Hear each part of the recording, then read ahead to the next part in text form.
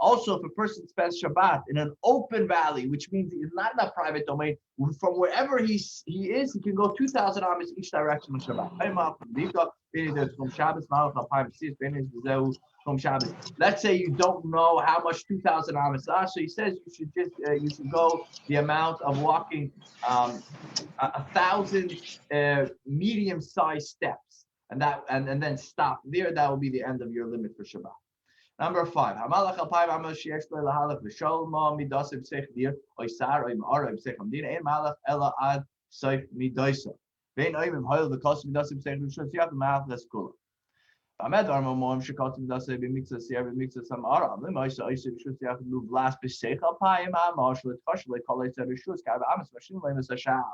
what if you are walking 2,000, those 2,000 amos that you're allowed to out of wherever you are, and you end up in the middle of a city or in the middle of a cave or something? So then that's where it ends.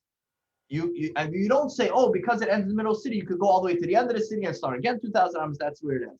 But if you are walking 2,000 amos and within the 2,000 amos you finish the city and you finish outside of that city, then you could take that entire city and say that the measurement of the city is only 4 amos, and then do the 2,000 amos above that. That's if you finish outside of that cave and outside of the city. That's when you can use it as 4 amos. Kesa. If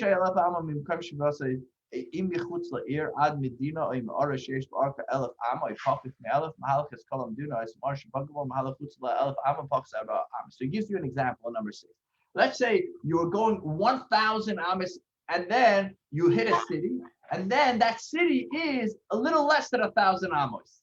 So right before the end of 2,000 amos. So then you consider that city only 4 amos. So you did 1,000 amos, you have 4 amos is that city, and now you have 96 amos that you can go outside of that city. Number 7. But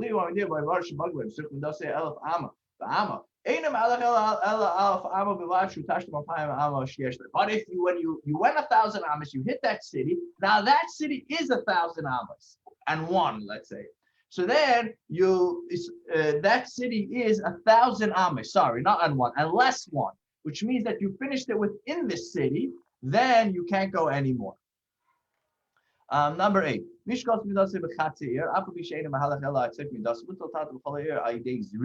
Now, in the first scenario, that you finished your 2,000 amos in the middle of a city, and we say you can't go any further, you are allowed to carry throughout that entire city through throwing.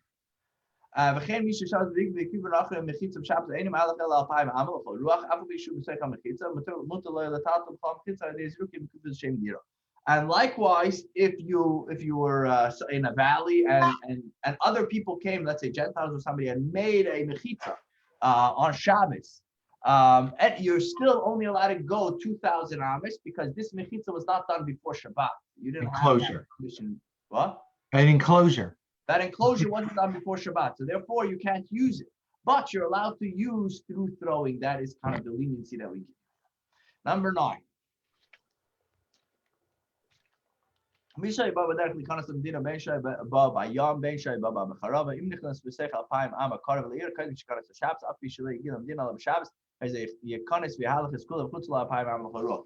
was coming from the way in the middle of his journey, whether he's coming by sea or by dry land, if you came within 2,000 amos of the city before Shabbat started, then you could go into the city and spend the time, and you could go through the whole city and go 2,000 amos outside of this city. It's like as if you were in the city on Shabbat. Number 10.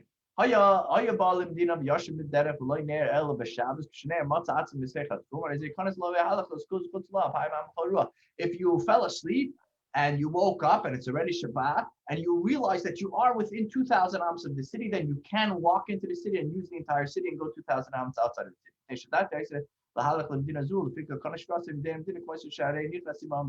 Because your intention was to go to the city. Therefore, it's considered like as if you established a place for Shabbat in that city, and therefore you can go in that city all over the city and 2,000 amos outside of it. Number 11.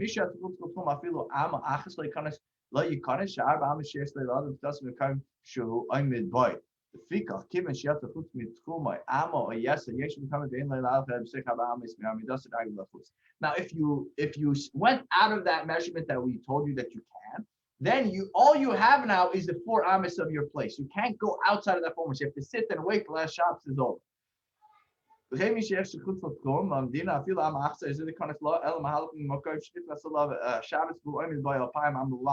if you're in some general place and you're outside, meaning you're not within 2,000 amos of the city, so you can't walk into the city, you're further than that, then you only have 2,000 amos of your area. Like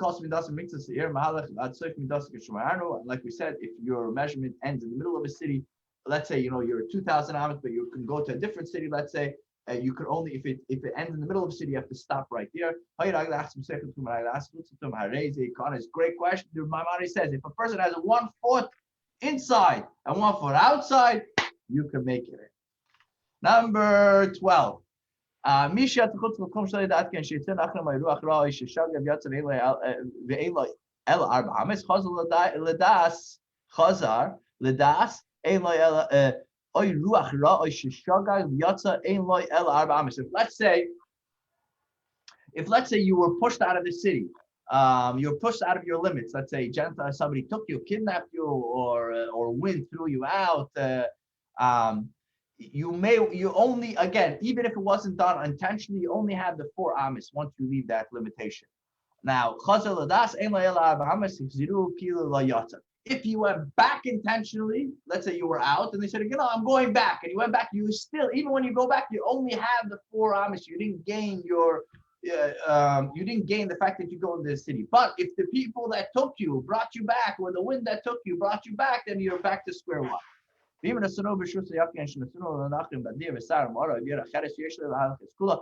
whoever took you, whoever kidnapped you, forced you in a private domain, so then you could go into you could walk around the entire private domain. Likewise, if you went unintentionally into one of these private domains, you can walk around the entire private domain the whole Shabbat. Number 13. If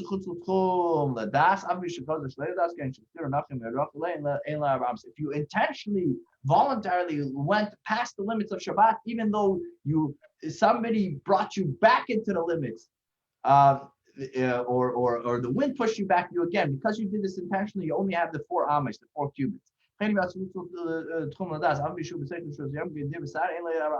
likewise, if you intentionally went past the limit and you end up in a private domain, again, you only have those 4 amish, 4 cubits that you can use on Shabbat. If you go on a big set out on the Mediterranean Sea, on a ship, you may walk the entire ship on Shabbat.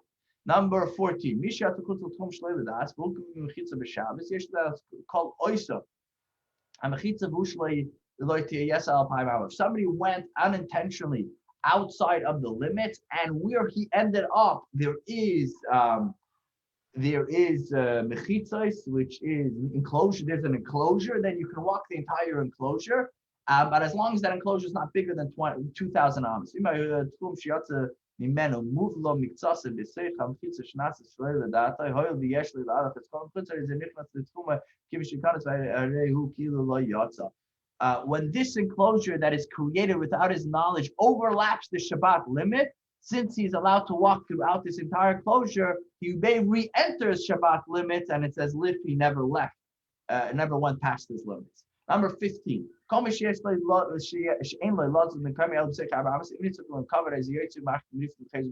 Whenever we say you have the 4 cubits, if you have to relieve yourself, you have to go to the bathroom, we allow you to leave the 4 amos, the 4 cubits, and come back. If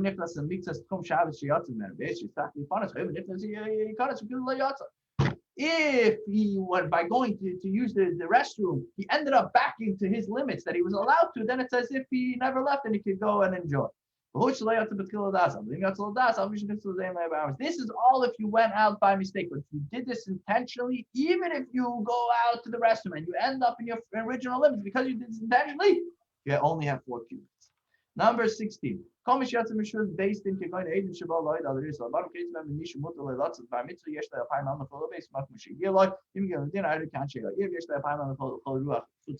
anybody, if an individual who leaves and he has permission from the courts to do it. And an example that he gives is that if you see the moon for Rosh Chodesh and you're going to go give testimony for that, which you're allowed to do on Shabbat, then wherever you end up, you're allowed to go 2,000 amas. And if you end up in a city, you're allowed to be like the inhabitants of the city and enjoy the entire city, and 2,000 amas outside of the city. Number 17.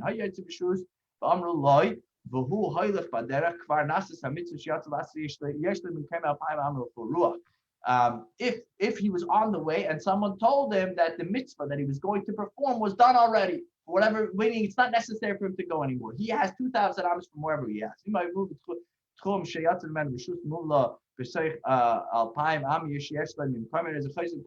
and if it's within 2,000 amos of the original space, he can go back to the original space, and it's as if he never left.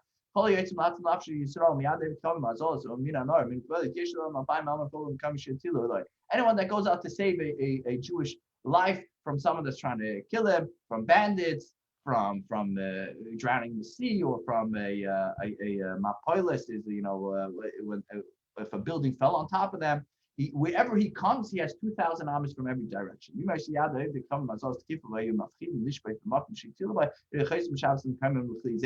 And if you are worried that the place where you rescued or where you did the mitzvah, you're afraid that whoever, the Gentiles that are there could come and take revenge for what you did, you're allowed to go back to where you started with all your weapons, carrying them on Shabbat.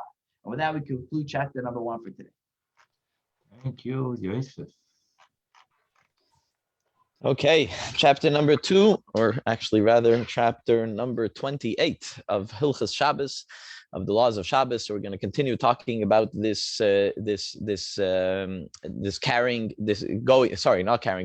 out of the Tchum of Shabbos. Tchum of Shabbos is 2,000 cubits, and it is around a kilometer outside of a city. So how is it measured and all that is what we're going to be discussing here in this chapter. So Halacha Aleph number 1. Kol beis dira shuvu yaitsim min medina. So if the house is outside of the city limits, if it was within 70 cubits and two-thirds, and the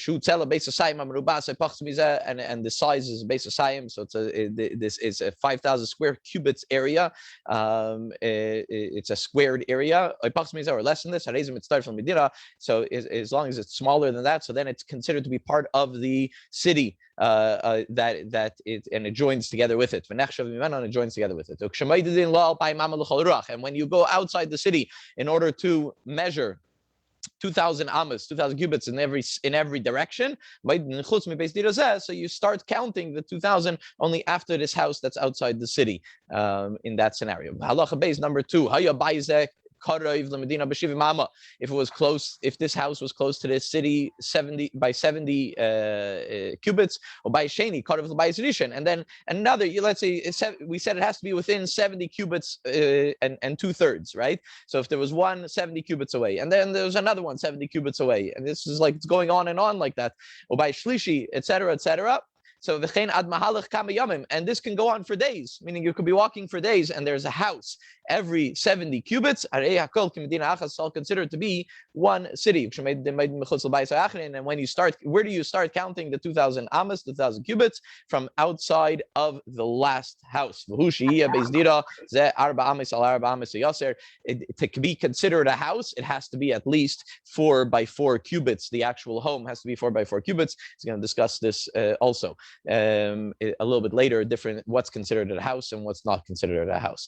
The Chayin Beis Knesses is a shul, but specifically a shul that also has a house that houses the cantor.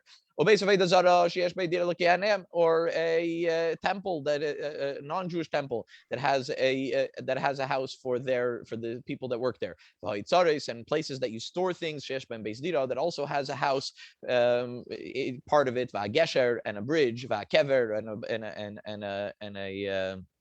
and a grave or a cemetery. That there is a house there. If you have a house that only has 3 walls and doesn't have a roof, it's also considered. As long as within the 3 walls there are 4 by 4 cubits. Burganin is a house built on an island or built at the sea. And then also another category, if you only have two walls, but it has a roof, right? You have two walls on the side and it's open on both sides, but there's a roof on top of it. Or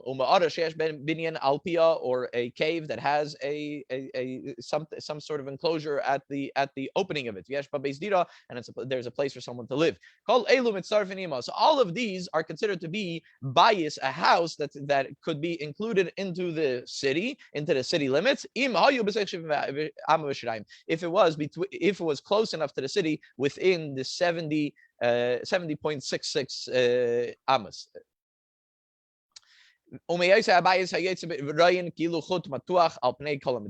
And from that house you go and you make as if there's a rope going around the whole city, and from that line that you make that with a rope, so to speak, an imaginary rope, you make the line, and from that line that's where you start counting the 2,000 cubits, the kilometer. Halacha Dalit, number 4. So this was the categories of houses that we do include. Now we're going to go to which houses or which places, which constructs are not included and not considered to be houses. If you have two walls but no cover. No roof. Even if someone lives in between those two walls, doesn't matter. A bridge, a cemetery, or a plot, even if it's one plot. A shul, or a base of a place where they serve idols. A storage houses. But all of these that don't have a house, don't have a place where people stay. And the different trenches and caves, etc., or a house that's on a boat called these you do not include parts. So if that's the house that is 70 amos outside of the city limits, so you don't go out to that house, you start by the actual city limits. Halacha hey, number 5. There were two cities close to each other. So if there's 141 and a third amos in between, so which means that there is 70 and 2/3 from each direction, meaning lazu, so then you consider them both as one city. So it's considered to be one big city, and you could go 2,000 amos from either side. And even if you're in this city, you could go to this city and then go another 2,000 amos on the other side. What if they were in a triangle? There were three kfarim, three towns, and they were in a triangle.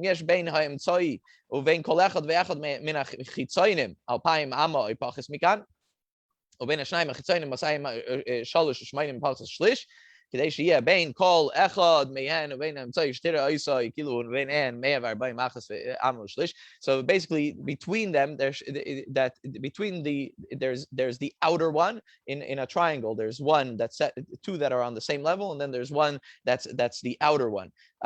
So if between the middle one, meaning the more outer one, and between that and all the and the two top ones, you can see it in the picture over there, right? So the city C, between city C and between A and B, right? So if there is between each one of them less 2,000 or less, and between the two top over there, there's 238 or less, which means that there's 141 and a third from each side.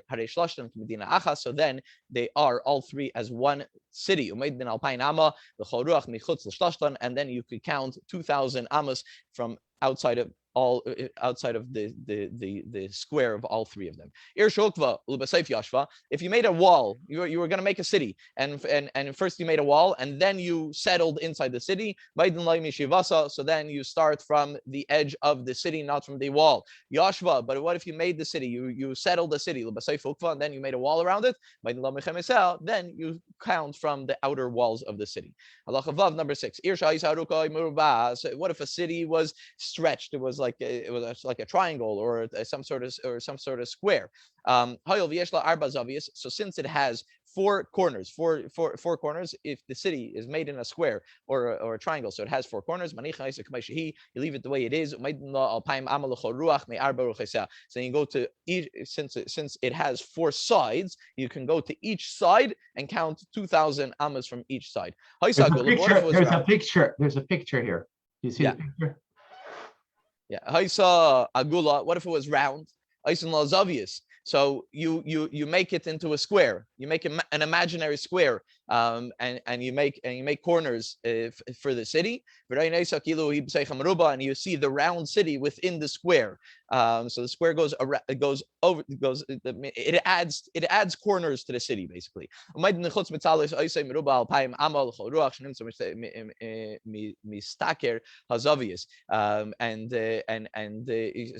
then you go 2,000 amos from each side. What do you gain? You gain those corners. Number 7, halacha zayin. What if it was a city that was triangular, or it had many different sides? Like it wasn't clear lines, or it wasn't round. So it's just like it goes out a little bit here, it goes out a little bit there. You make it into a square. You basically take a line. Today on Google Maps will be very easy. You take the picture of it and you make a square around the whole city. So you gain much more in a circle. You gain the corners. Here you could gain a lot more that would be considered to be part of the city. Then you count outside of the square 2,000 amas into each direction. And when you make it into a square, so how do you make a square? Where do you decide where the corners should be? You do it properly. You do it north, west, east, and south. That each side of the square is another direction of the directions of the world, and that's the proper way to make the square. Halacha ches, number 8. What if it was wider on one side and narrower on another side? I think we had a picture of that a little earlier on. You see, you measure it as if, so let's say it starts, on the bottom of the town, it's a kilometer wide and it goes down to half a kilometer. So on the top, you still consider it to be the full kilometer wide. If it was, this is a Greek letter that's in modern letters, it's an upside down L, so it doesn't need to be upside down; it can be right side up, right? But if it's a city in the form of, it's an L-shaped city, or, and as we see in the picture over there, that it's done like a rainbow. It's a half a circle, but not filled in the middle. If between, you see that letter A on the bottom and there's arrows to the two sides, if each of those arrows are less than, are 2,000 amas or less, so then meaning that between the two heads, the two bottoms, I don't even know what they're called, the two bottoms of the crescent shape are from on the inside, they're 4,000 amas or less. So then so then the whole inside of that rainbow, it would be considered to be full of houses, would be part of the city. But if it was 4,000 or more, then you don't make you do it from the inside, from the houses. Number 9, if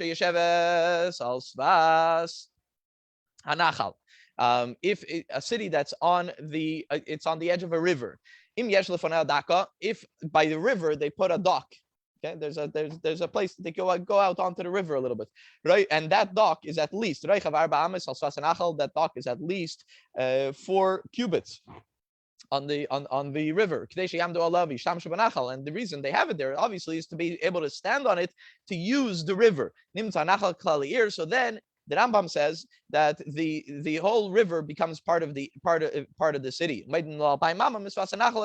And you start counting 2,000 cubits from the other side of the river. Yes, and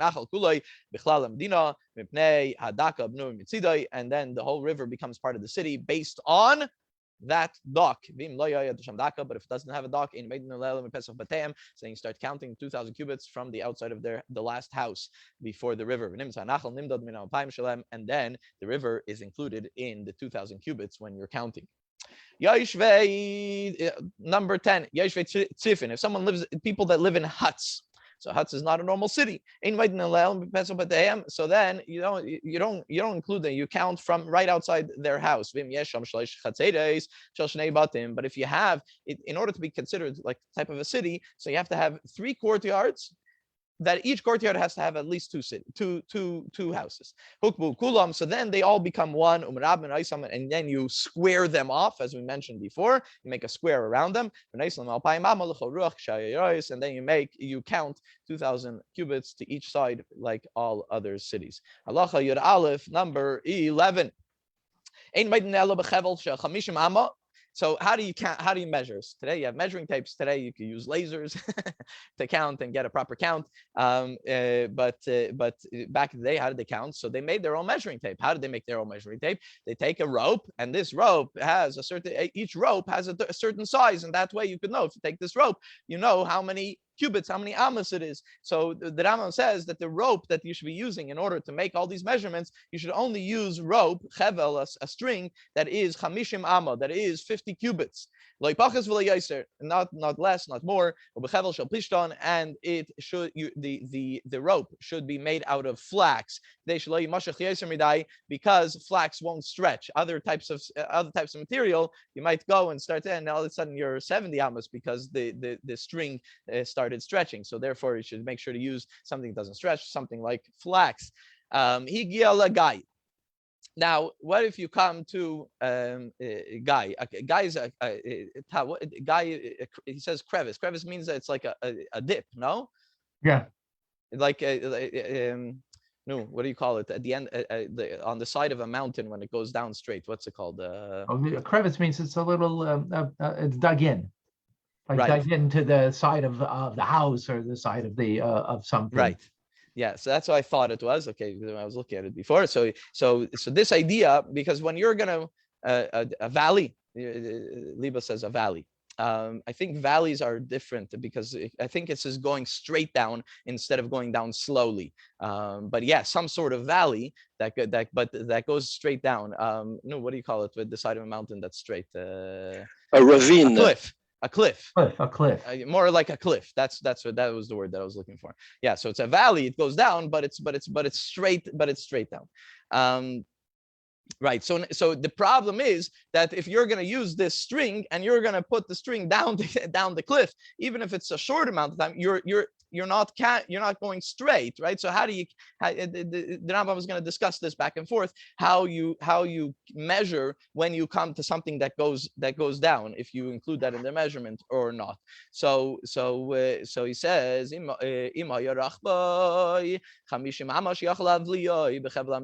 the width was 50 amos, that the mavliyoi. So if the width was the width of that measuring rope, because you can't put, you don't have a second measuring rope. You need that same measuring rope, right? So if the width was that the amount of the measuring rope, so then you should measure it with measuring rope, provided that it is less than 4,000 cubits deep. That it's not 4,000 amos deep. When are we talking about? When this line, this string that we're using, it calls it a plumb line here in the English. I don't know what plumb line is, but this string that he's using, the measurement string that he's using, that he won't be able to use it.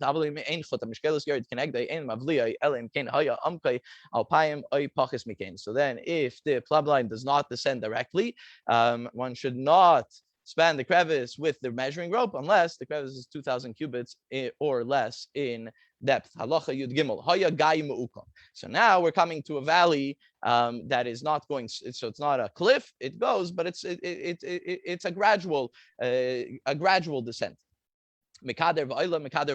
So in that case, when a person should ascend and descend, basically a person should go and measure it and figure out how much it should be, but he should do it in an approximation as best as he can. He should try to measure it. What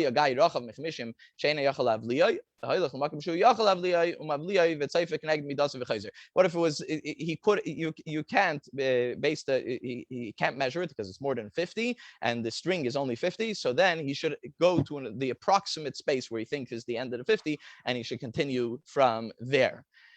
Halacha Yudalid. He kaisel. If while he's doing this 24 cubits, he comes to a wall, right? So so you don't have to make a hole through the wall. That way it goes through the wall and get an exact measurement. He should estimate how wide the wall is and continue going. But if he could, like if he could measure it like from the top or something like that, so then he should do a proper measurement of it. And if the plumb line will descend directly parallel, so then the thickness should be measured exactly. Test Vav number 15. Im haya har mislakit mimeno gavayas asara tvachim ba'irech chamesh ames. So if when it comes to a mountain, so it depends how steep the mountain is. So if the mountain that within 5 cubits goes up 10 tvachim, right? So it's going up, but within 5 cubits. So mavliya v'chayzel midasai. So then he estimates it and he goes back to his measurement. But if it's like more steep, right? So it goes up in 4 cubits, it already goes up 10 tvachim. He measures it and he continues going. And if he can't estimate it, if it was more than 50, right? So then he can't measure it properly. So he should estimate it, but he shouldn't estimate it in a big shot. He should estimate it in small portions. And this is the idea of estimation when it comes to the mountains. And now he's going to explain that a little bit. How do you measure when it comes to mountains or valleys that you can't do a proper estimation? So then two people should do it. It's a 2-man job, and they should be holding with each other a string that's 4 cubits long. The one that's higher up on the mountain, he should hold the end of it by his feet. The other one, who's much lower on the mountain, should be holding it against his chest, against his heart. And then now they know 4 cubits, and then the one from the top goes down to where the lower one was, and now he goes down, and then so the first step, that's 8 cubits. The next step, the first step is 4 cubits. The next step is 8 cubits. So that's the original time when you're measuring regularly, you measure 50 cubits at a time. But if you're doing it in a mountain, so then you do it small portions, and you do it 4 cubits at a time. And this, you go down and down until you measure the whole thing. And when you're measuring, make sure you're measuring. It's on a Monday, but don't go outside of the tchum. Don't start walking outside. If you're the measuring guy, don't go outside of that tchum, outside of 2,000 amas. Because then some people from the city are watching you, and they say, "Oh, 1 second, it goes a little bit further than that," because they saw the measuring guys going past that tchum. Ein Saimchin, Yud Zayin, 17. Ein Saimchin ela midas adam mumcha. We only rely on a professional measurer. We don't rely on an average person to do it. Shu yedem midas akarka, that knows how to measure ground. What if a city, it's been there for a long time, and they already have established places where they say is the 2,000 amas, the 2,000 cubits. And now a new one came in, it was traveling through town, and he came out and he started measuring. So riba batchum mehem umiat batchum. So it could be that he'll say, 1 second, you have more space, you could go out more than the 2,000. The line that you have is less, so you could go out more. Or something says that the line that you have is too far, and he brings in the line a little bit. The Rambam paskins shayman loy betchum sheriba. You only listen to him if he's adding space. You don't listen to him if he's taking away space.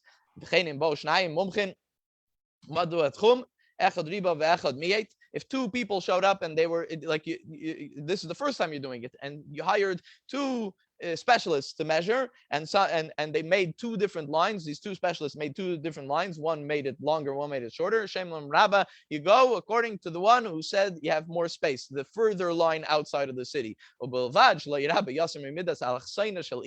On condition that you don't, that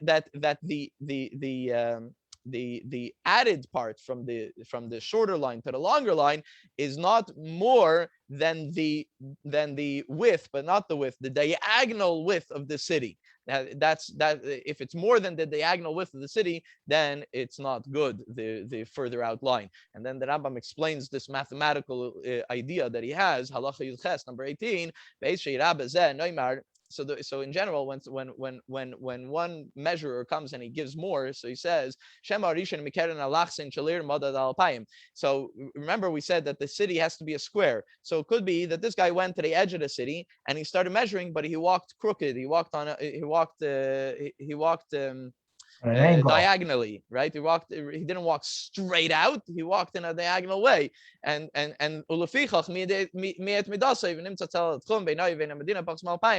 so therefore, ultimately, if you would walk straight, then you by the time you get to his line, it's less than 2,000. He got to 2,000 because he was walking diagonally, but if you were walking straight, so then it was less than 2,000. And now the second guy that comes and Madad Alpayim Mitzela Medina, and he measured it properly, and that's why you would have a line that's further out, and that's why we rely on the further out line. So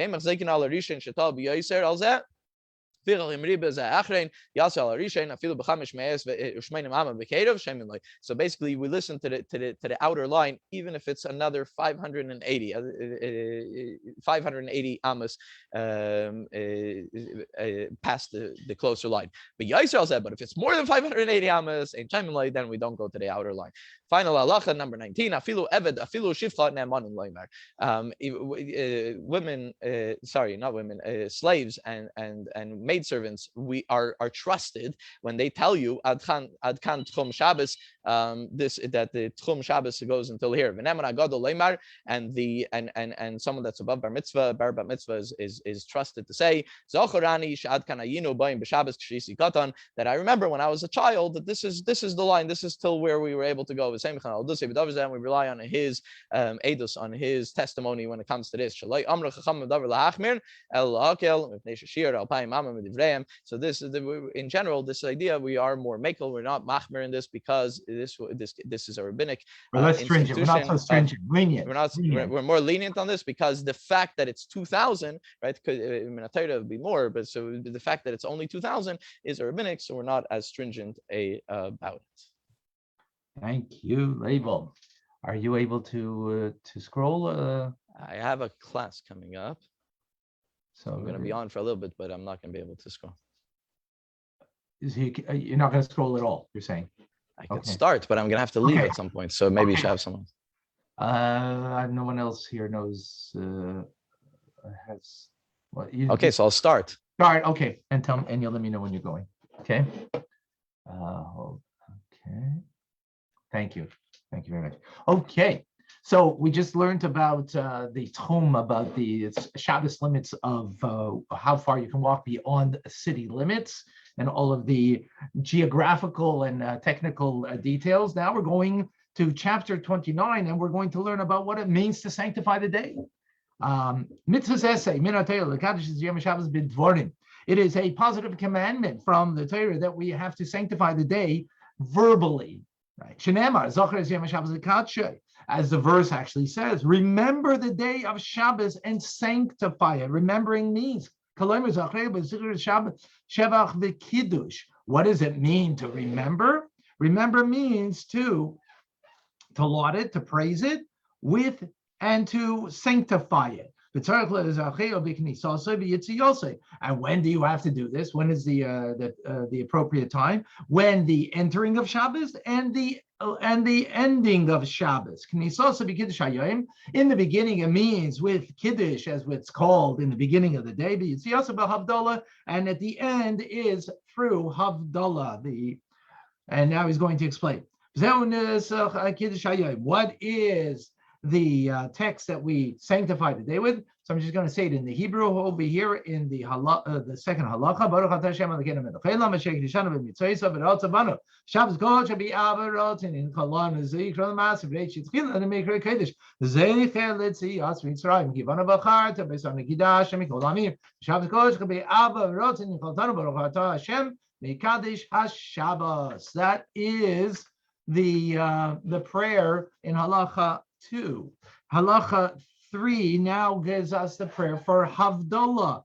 The Nusach Havdalah, Baruch Atah Hashem Elokeinu melech haolam, ha'avdil ben kiddush chol ben lechosh ben Yisrael v'yoyim mashvil sheishim me'amayis Baruch Atah Hashem ha'mavdil ben kiddush lechol. So that is the blessing for Havdalah. Now we go into halacha number 4, Ikra Kiddush.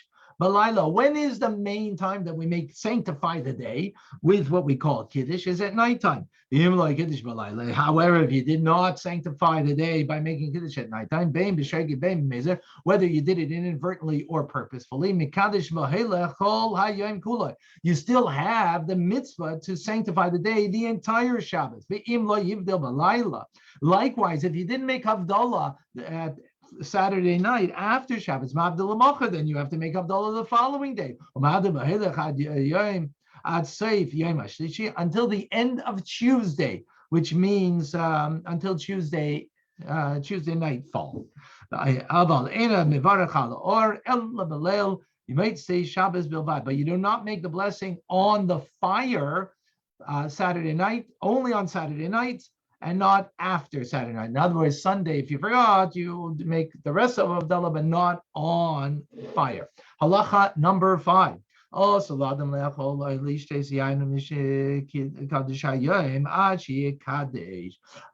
prohibited for an individual to eat or to drink wine when you need to sanctify the day until you actually do the sanctification, until you make Kiddush.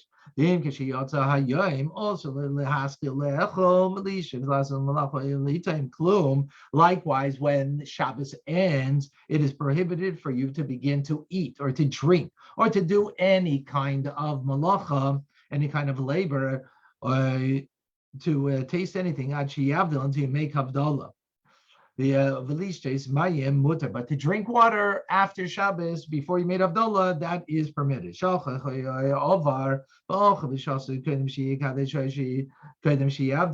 If you forgot and you transgressed and you ate or you drank before you made Kiddush Friday night or before you made Havdalah Saturday night, nonetheless, you still have to go back and you make Kiddush Friday night and you make Havdalah Saturday night, even after you drank or ate. Divrei Seifrim, halacha number 6. Divrei Seifrim, l'kadesh ala yayin, v'lavdil ala yayin, afal b'yishihivdil b'tfilah. Now, the truth is, when it comes to making Kiddush Friday night and Havdalah Saturday night, it's really only, we said it was a positive biblical commandment. But the truth is, when we're actually doing it, it becomes actually a rabbinic commandment. Why? Because you already made Kiddush Friday night in synagogue in your prayers and Havdalah in the prayers in the Amidah. Nonetheless, you still have to do it because it is a rabbinical commandment to make the Kiddush Friday night and the Havdalah Saturday night. Because again, in the prayers Friday night, we say it in davening, and in the Havdalah we make in the Shemona Esrei Atachan and Tanu.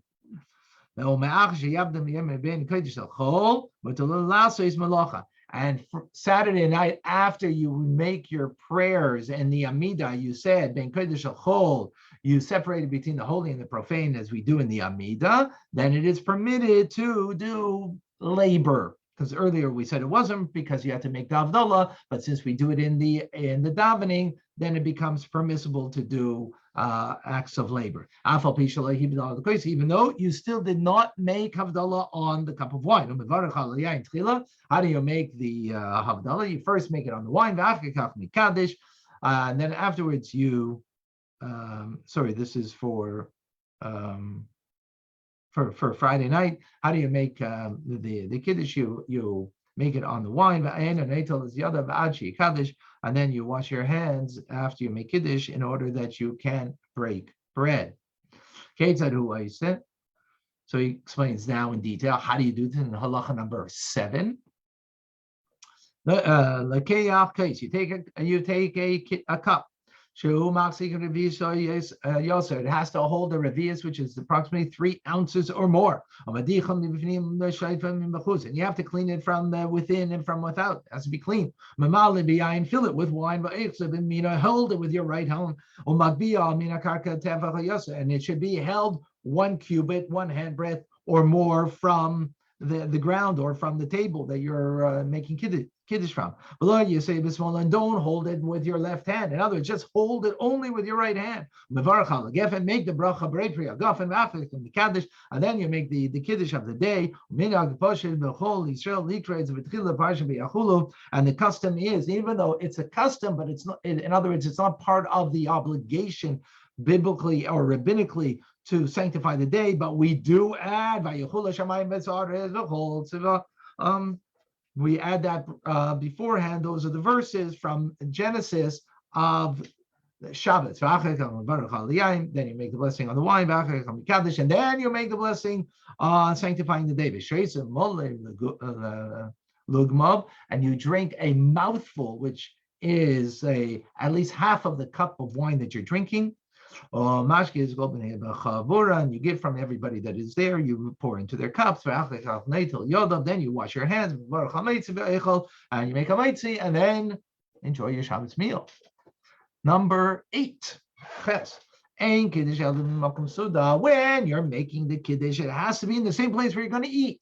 You can't make kiddush one place and eat in another place. How is that so? Make kiddush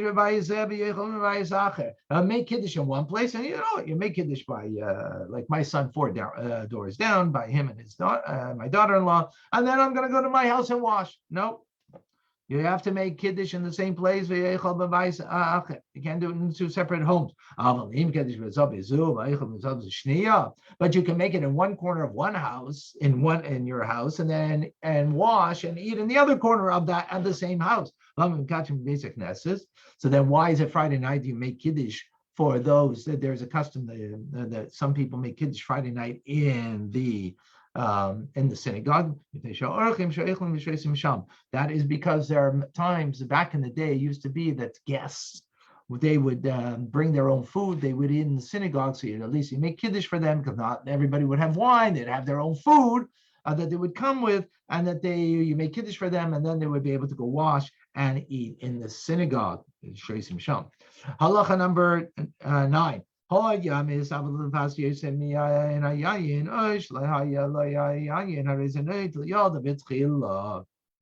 a person really wanted bread, really wanted to partake in bread much more than they wanted in wine, or they didn't have wine, so then wash your hands and make a maitzi, and then do kiddush hayoy.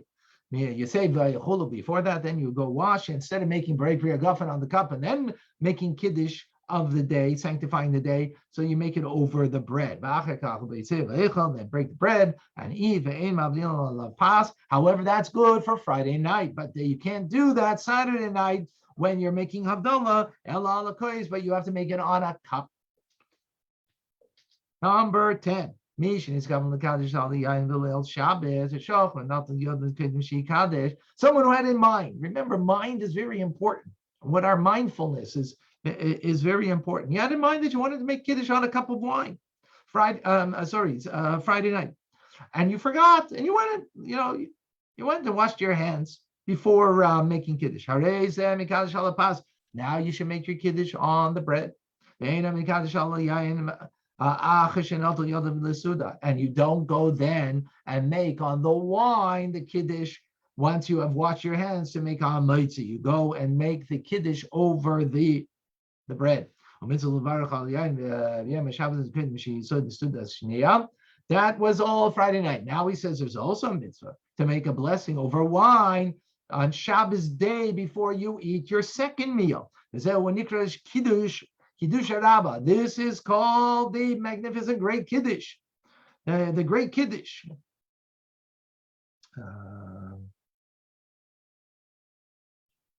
Why is it called? It's a euphemism, because really the great Kiddush is Friday night.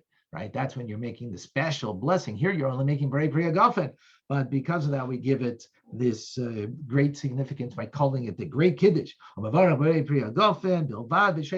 all you do is make that, even though we say words before that, but that's part of the custom, not part of the commandment in sanctifying the day.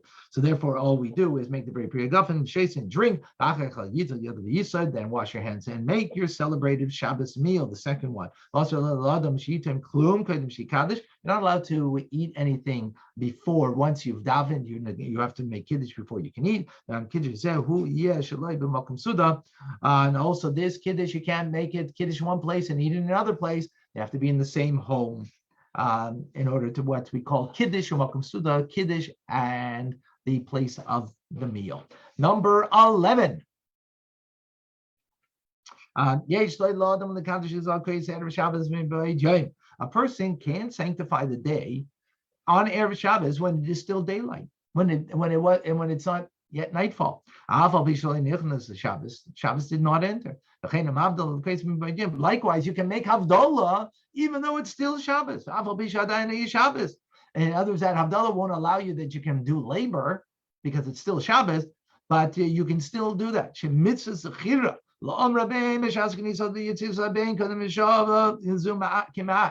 Because what's the mitzvah? The mitzvah is to remember, verbally remember Shabbos beginning and end. So it can be before the beginning a bit and before it ends a bit.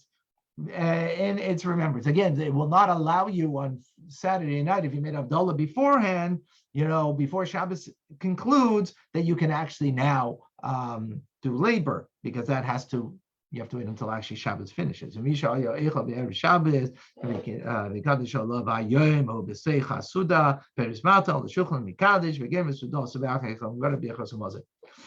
Now, what happens if you are eating a meal? This is number 12. You're eating a meal every Shabbos. You had the family together, you gathered already, and now it came Shabbos. So you can cover up the bread and now make Kiddush. And then continue your meal because you're in the middle of the meal.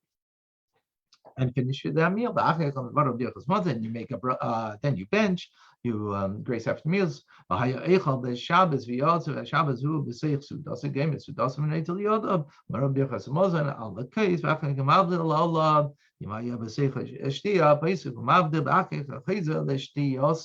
Now, a person was in the midst of eating their meal on Shabbos when Shabbos is ending. That was the first thing, was when Shabbos is before Shabbos and you're already eating a meal and you're coming into Shabbos. Now, how about if you're eating your meal and Shabbos is ending? Should you complete your meal, wash your hands, bench, recite grace after meals on a cup of wine, and afterwards recite Havdalah over this cup that you now made the benching on. So if the person is sitting and drinking, he should interrupt his drinking, recite Havdalah, and go back to continue drinking. In other words, if you were wanted to continue your celebration. Halacha 13.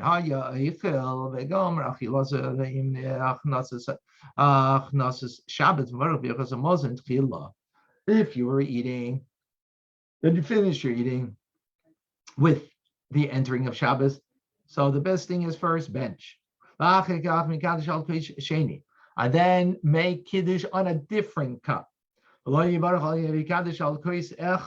Don't make your grace after meal and the Kiddush of the day on the same cup. Why?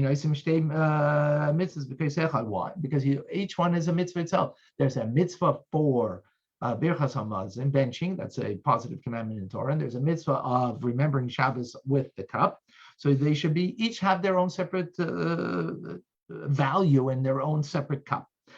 Separate cup it can be it can pour out from the first one. In other words, it shouldn't be with the same wine in the same cup. Because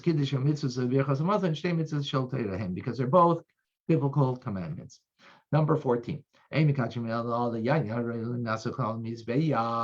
What kind of wine can you use? Hi, I'm going off. You're going off. Okay. Thank you, Label. Thank you very much. So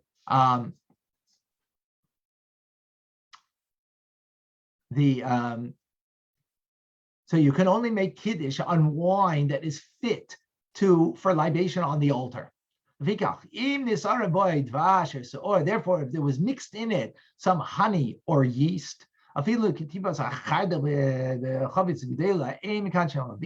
it was only the size of a mustard seed that was put into a big barrel, you don't use this for kiddush. Why? Because you're not allowed to use that on. That's not fitting for the wine that you would bring on the altar. So therefore, this is not fitting that you make kiddush on Shabbos with this. This is the opinion that was accepted in the West.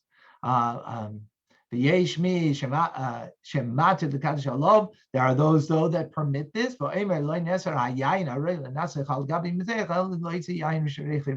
Because they are more lenient and say that which was not fitting for the altar was only meant wine that has a bad smell to it, or megula, or it's open, that the wine was left open, and therefore it could be there's a fear of poison because it could be scorpion, snakes, they got into it and poisoned it, or mavushal, or it is cooked wine, because these are not something that you would make kiddush on because it's not fitting for the altar. Number 15, yayin shetam tam chaymetz. If you have wine that has a vinegar taste to it, even though the smell is a good smell, it's got a smell of wine, right? You do not sanctify the day with such wine.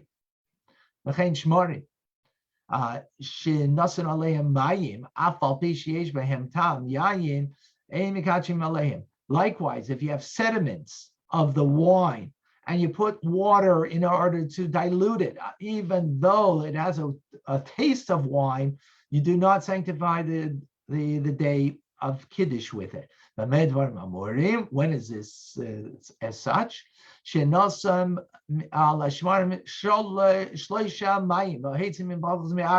That you put 3 parts water and 1 part are the sediments. And this is a very strong wine, so then it's not fitting.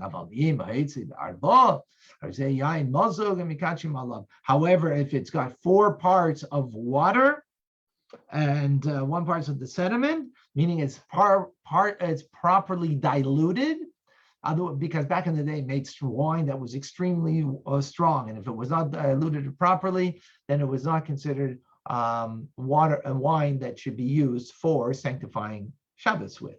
Halacha Tes Zayin. 16. Kli shahiyamali yayin.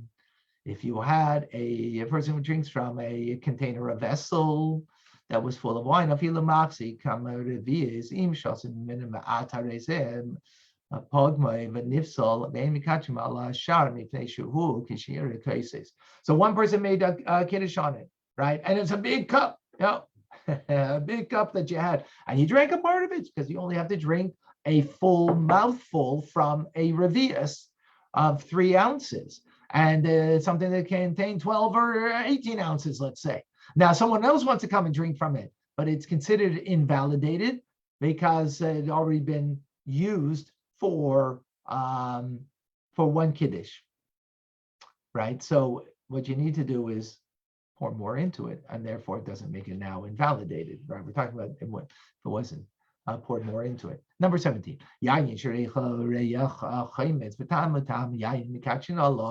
If you have wine that it has the smell of vinegar, but it has the taste and the taste of wine, you're allowed to make kiddush with that. Like the diluted, as we mentioned.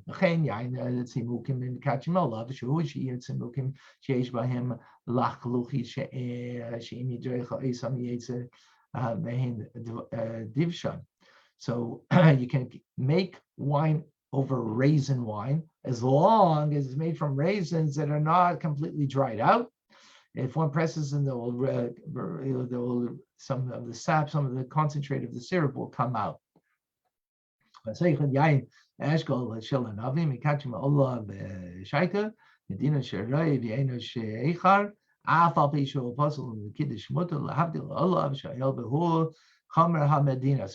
likewise, if you're using wine fresh from a wine press, right, meaning grape juice, because it has not sat in the barrel in order to become what's the word to become wine, right? So you're allowed to use this to recite wine. Now, there is something what's called Chamar Medina, which is a substitute for wine, beer, or the like, instead of wine, but that's not acceptable for Kiddush Friday night, but it may be used for Havdalah in a place where this is used as a substitute. This is also something you can do as a substitute for Kiddush by day, to use beer or something of the like, or like, Glenlivet. Halacha number 18. כשם שמקדשים בליל שבת ומבדילים במצי שבת, כך מקדשים בליל יום טובים ומבדילים במציהם ובמצי יום הכיפורים, שכולם שבוסס הם Hashem הם.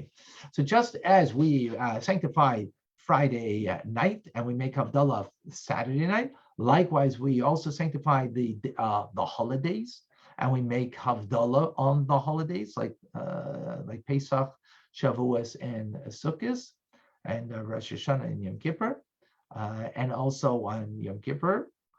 Why? Because they are all considered they're like a Sabbath to God, meaning that they're a day of rest. Likewise, we make on the end of the holiday, Chodesh Moed, Motzei Shabbos, Yom Tov. And likewise, from Motzei Shabbos to Yom Tov, we also make Havdalah. But we don't make Havdalah from a holiday to Shabbos. So now there's a Friday. If you have Thursday and Friday, and then comes to Shabbos, which is often happens, you don't make Havdalah to go into Shabbos. Havdalah means to make a separation, because you make a separation from a higher holiness to a lower holiness. So from Shabbos to Yom Tov you're going from a greater holiness to a lesser holiness, so you make Havdalah. But from Yom Tov to Shabbos is a greater holiness than all of the holidays. You don't make Havdalah. You don't make a separation. Halacha number 19. Nusach HaKiddush Yom Tov. What is the text for Kiddush recited on festivals? Is as follows, and I'll only do it in Hebrew. Baruch Hashem Elokeinu melech haolam, lama asher bachar banu mikol am reman kol Hashem bachar banu banu b'yigdal banu b'fareinu b'titen lanu Hashem Elokeinu be'ahava moedim b'simcha l'zmanim l'sos and his yom tamikra kodesh hazeh v'yom chag hamatzos hazeh v'yom chag hashvuos hazeh v'yom hasukkos hazeh zman chereseinu zman matan tereseinu Zman simchaseinu bi'ahava zeich litzias mitzrayim kibanu b'charti v'sanekdash v'kol amim madikot shcha v'simcha v'sosini chatanu b'chata Hashem kadosh Yisrael v'azmanim mechal liyos v'shabbos maskir Shabbos v'chaitzim mikaderesh v'chaitzim mitila mikadosh yom kadosh Shabbos v'Yisrael v'azmanim. So that was it for the regular weekday for a holiday, and if it falls out on Shabbos, and we put Shabbos also into the Kiddush, as we say that you sanctify Shabbos and the Jewish people and their seasons. Halacha number 20. Rosh Hashanah Omer. Rosh Hashanah, we say B'titan lanu Hashem Elokeinu b'yavad yom tov mikra kiddush hazeh zichron nitzura mikra kiddush Kodesh v'ava zeich litzitz mitzrayim kibanu b'charat v'sanekdash v'kol amim v'shvorcha emes v'kayim l'yad baruch atah Hashem melech al kol ha'orez v'kadosh Yisrael yom ha'zikaron v'im chal v'yos v'shabbos v'yom. And if it fell Rosh Hashanah on Shabbos, then we conclude we add both Shabbos and the holiday Chaysim Mikadosh Shabbos Yisrael b'yom ha'zikaron k'derech shechaysim b'tfilah, as it is in the prayers. Then we continue now. On the night of Yom Tov, we sanctify the day with wine, as we do by Shabbos. If you don't have wine, but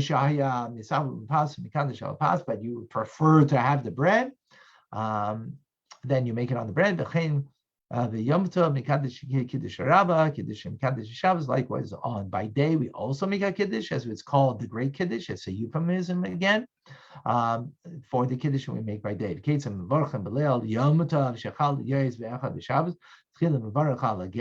you make the blessing on wine by the night of a holiday, and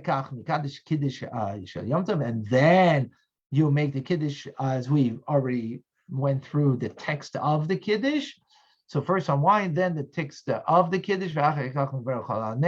Then you'll make when it is I'm sorry, this is when you're making it Saturday night. So you have Havdalah here. So you have Havdalah. So first you make on the wine, then you make on the sanctifying of the day, then you make the Havdalah part, which is on the candle. Then you look at the candle, then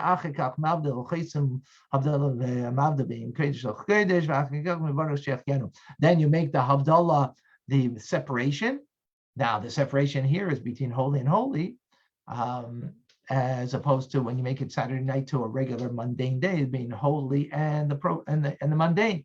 But here you're going from Shabbos to the holidays. So it's frame Kiddush, then you make a Shechianu because it's a holiday. Number 23. Kol Yom Tov Leil Yom Kippurim Aymin Shechianu. The nights of Yom Tov and the nights of Yom Kippur, even the Yom Kippur, you don't make Kiddush on wine because it's a fast day, but we do make a Shechianu. So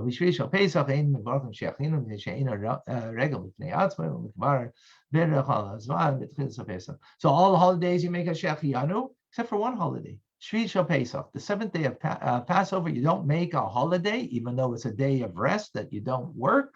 Why? Because it is a continuation of going out of Egypt from the first days, and therefore we already make Shechianu on the first days. It's not a separate holiday, and hence no Shechianu, thanking God to bring us to the particular moment, because that particular moment already we made it in the beginning of the holiday. Number 24, Seder Havdalah B'Motzei Shabbos. What is the order of making Havdalah, the separation prayer, on the end of Shabbos? So we gave what the text of the prayer is, but what is the order of things? First, we make the blessing on wine, right? Bisamim. Then we make it on the bisamim, on the fragrance, on the spices. Then you make it on the candle. How do you make the blessing on the candle? And then you recite the Havdalah text of the prayer as we went through earlier. 25. When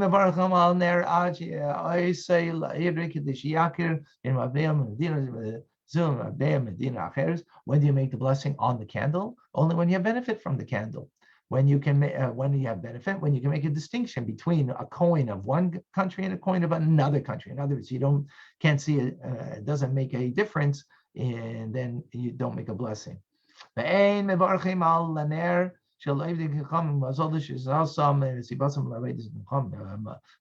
if someone had a candle and what it was, though, a candle that came from idolaters, from pagans, then you can't use theirs because it was probably used for their pagan service. And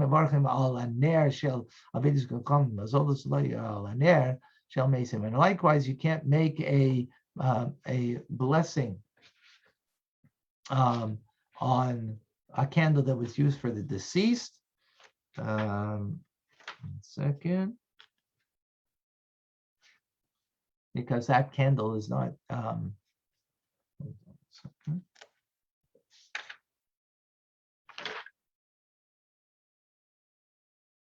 because the candle we're supposed to use is a candle that we're getting pleasure from its light, and the candles are lit for the dead are not meant for the pleasure of the light, but to give honor to the dead. So we don't use that kind of candle.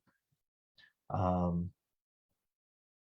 in other words, like if you had a yard site and you had a Havdalah, you had a 24-hour candle that you're using for that, so you shouldn't make Havdalah for that because it's not meant for the pleasure.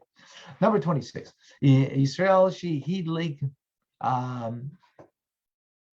What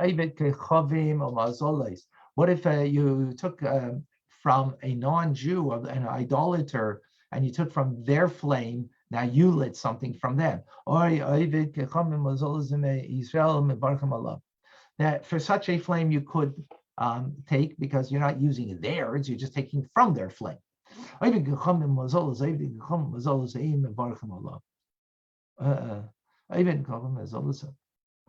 you took a heathen from a heathen, right? A pagan from a pagan, you don't use that.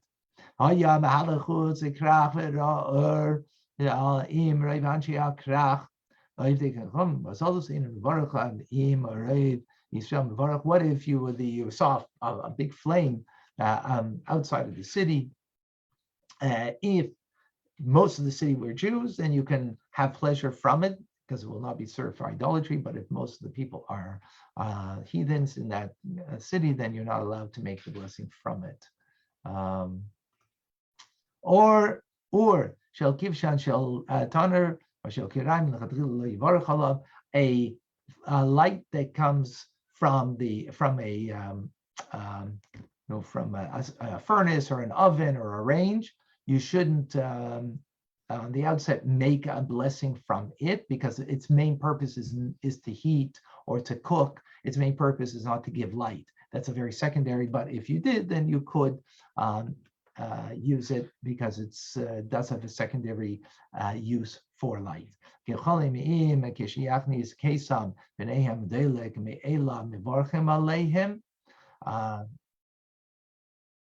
If coals are glowing to the extent that if you put there a piece of wood, it would catch fire. In other words, there's enough light that's coming from there that's considered, then you could make the blessing over it. Remember, the idea is here that you're having pleasure from the light of it, not from the heat of it or for any other purpose.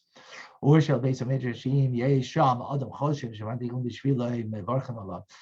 you have light, back in the day, kerosene light from the house of study, if there's an important person there that is using it for the benefit to have the light that they could read from, then you could then make the blessing.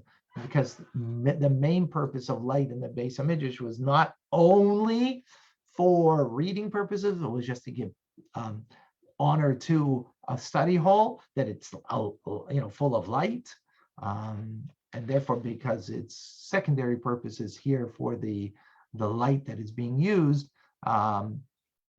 being actually used, since there's an important person there, then you could make a blessing on it. Shel Beis HaKnesses im yesham chaz and shuhudar sham mevarchim alav. Likewise, a synagogue. Again, back in the day, they were always lighting the synagogue, even when people weren't there praying, to give it honor and respect. But if there is the chazan, who's the leads the congregation, who lives there, then you could make the blessing. Why? Because again, he's using it for actual light to have pleasure from. That's the best thing is when you're performing Havdalah is to have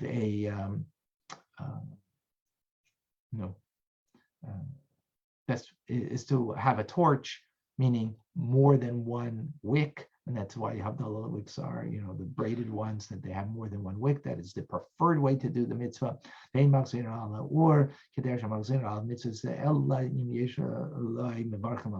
now, most mitzvahs, you have to go out of your way to do the mitzvah, but not when it comes to the light of a candle. If you don't have it, then don't worry about it. But by the way, one of the ways you can do is you can take two matches and put them together if you don't have a Havdalah candle. Of course, the best way is using a Havdalah candle. Number 27. Or if you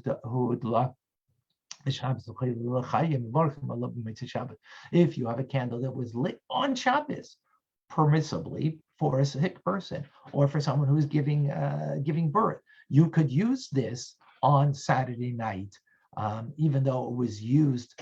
It was lit on Shabbos. That's not the problem, because that was done in permission, but it was not used for its light so much, but for the comfort that it brought. But still, it does bring light, and therefore permissible. Or hukdach mina eitzim amina avanim mevarchim alav b'mitzvah Shabbos shehi aisad tchilas v'yasa b'dei adam.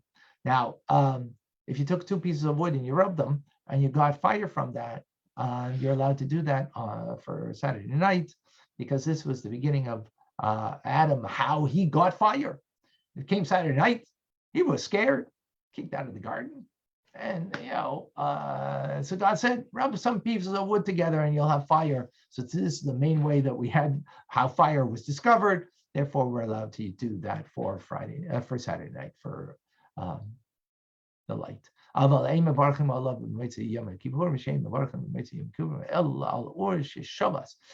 for after Yom Kippur, we do not do that.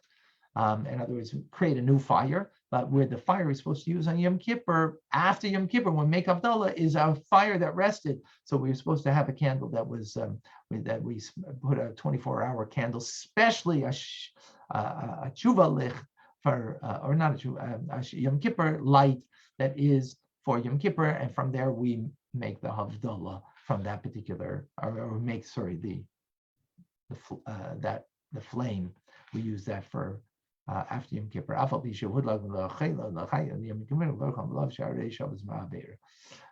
But nonetheless, if you did use a candle, or a candle that was used for a sick person that was lit on Yom Kippur, which is permissible for their health if it was necessary, you could still use that because it did rest from doing any sin. Number 28. Yom Yom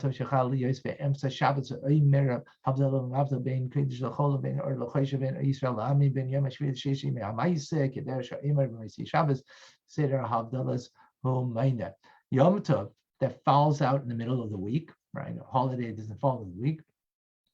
You make Havdalah, and you make Ben Chaydish L'chol. Afterwards, between the holy and the profane, as we would do regularly. You don't use spices, though, from a holiday, and also not a candle. Likewise, after Yom Kippur, also you don't make on Besamim unless it was from Shabbos. And Besamim is, he explains in the final halacha lama Besamim Beisiam Shabbos mipnei sha'nefesh da'eves u'mitzis Shabbos and Besamim, the spices, we only do it after Shabbos on Saturday night. Why? Because Shabbos we get an extra soul, and that extra soul left us, and we are kind of mourning, or we're forlorn, as it translates over here, for the departure of Shabbos, and therefore we need to gladden ourselves. We need that fragrance to give us that greater inner strength that we can go for the weekday. And with that, we finish 29 halachas here of the chapter. Any questions, any comments, any questions, any thoughts, any issues, any problems? You guys are amazing. All of you stayed the whole time to learn. I gotta say, I am totally, what should I say? Totally humbled by your engagement. Good to have the tag team match back together, the team. Thank you. Yes, it's good to be back. Yes, absolutely. Thank you, Usher. David, you had a question? Go ahead. Yeah. I was asking about Havdalah. How we can do, you said we could do it before the time. Havdalah, I mean, you can light a fire before a certain time. I said you wouldn't be able to light the fire. So if you notice how the Rambam separates things, a good question. Thank you. You know what, I should have noted it earlier, but thank you, David, for the question. Havdalah and Kiddush is about remembering the beginning and the end of Shabbos. That's the mitzvah. That's the mitzvah. So we fulfill that mitzvah biblically in prayers, rabbinically with a cup of wine. Now, if you didn't do it in prayers, then when you do it on the cup of wine, you did it biblically too, right? That clear? But the summit and fire are an extra addition to remembering Shabbos in the beginning and the end. It's an additional aspect to it. It's not the basis of remembering Shabbos. It's not the basis of it. The basis of it, remember verbally in the beginning and the end of Shabbos. That's the commandment. That has nothing to do with the smelling and the light. Those are added things. Why the smelling? Is because our soul now is forlorn, because we lost Shabbos. So we want to revive ourselves.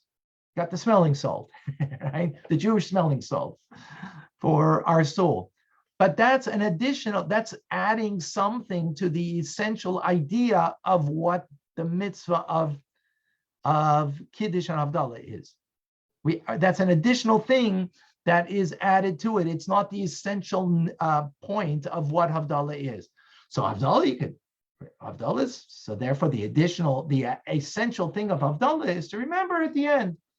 The end, does it have to be exactly the end, near the end? So again, we don't do it that way because we want to add the light together with it and the besomim. That can only be done after Shabbos is ended. So that's where the confusion. You have to remember that the Rambam, if you're getting some of the ideas of what's going on with the Rambam, so what you're getting over here is you're getting the notion that the Rambam is always giving us the biblical aspect, then the rabbinic aspect, and then the custom. So he's separating it. You saw that in all laws of Shabbos, we first started with all the biblical things. Then we went back in yesterday's class, right? And the day before was about rabbinical stuff that had to do with the 39 areas of Malacha, right? Why did we do today the laws of Tchum, 2,000 Amma? That's rabbinic. We already spoke about this earlier, about walking and how far you can go. That was biblical. So he's breaking it down that way. So, it's sometimes hard to, because we're always thinking about, hey, but I don't do it that way.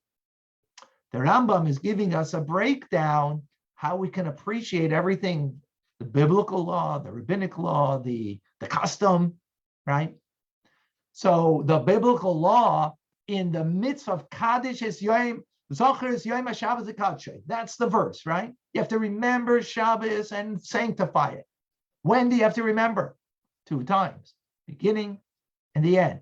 You could even, and he said the beginning could even be before Shabbos, and the end could be even before Shabbos actually finishes it. Because the law, biblically, is not in a precise moment.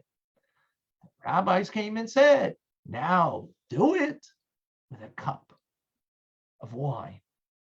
That's rabbinic. That's not biblical. That's rabbinic, right? They said with a cup of wine. Why do they say that?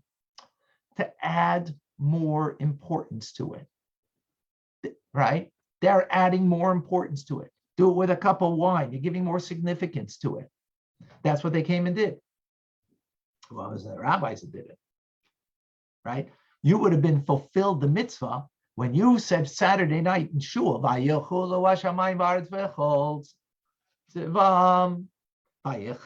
would have fulfilled that because that is verbally sanctifying the day.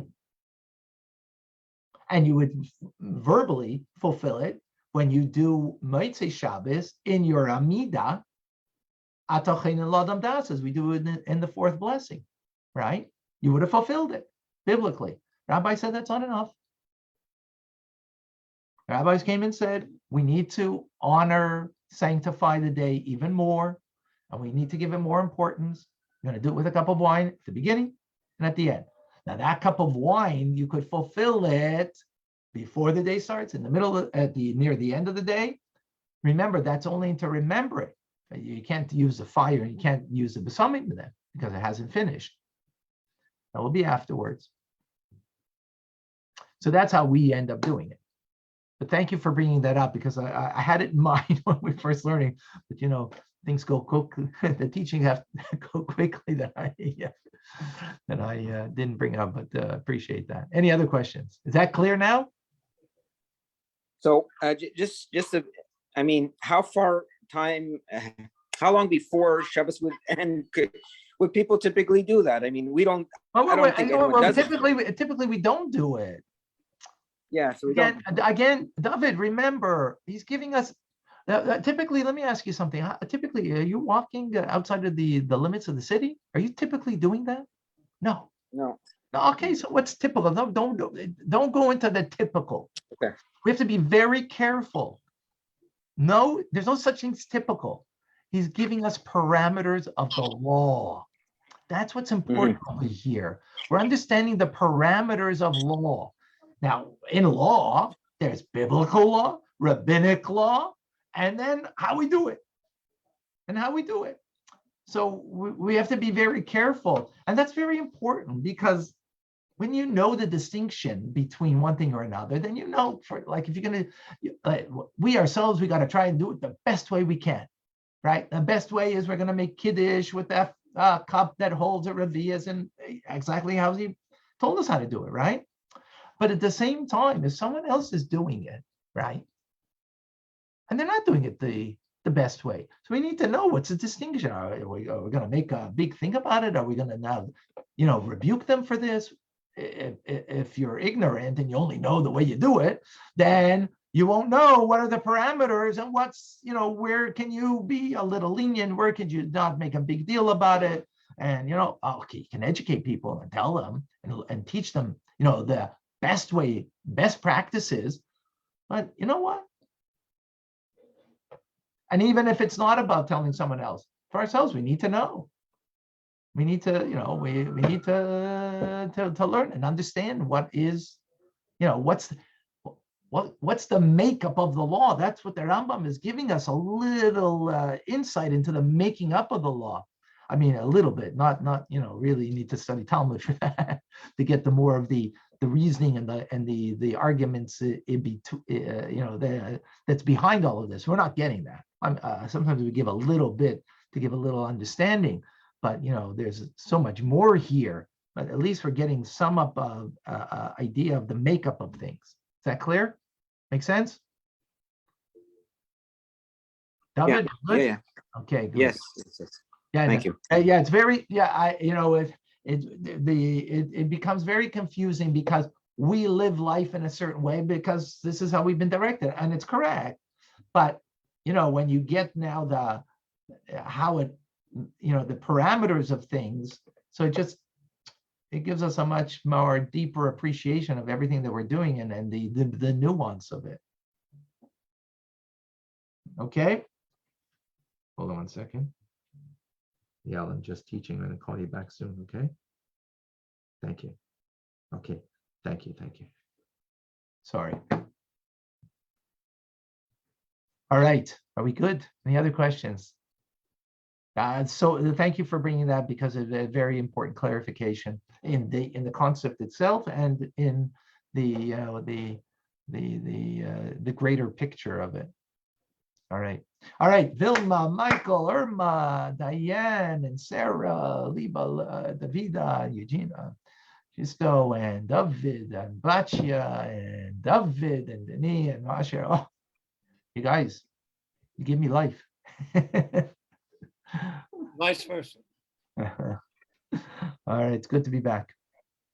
All right, have a wonderful day, everybody. Thank you.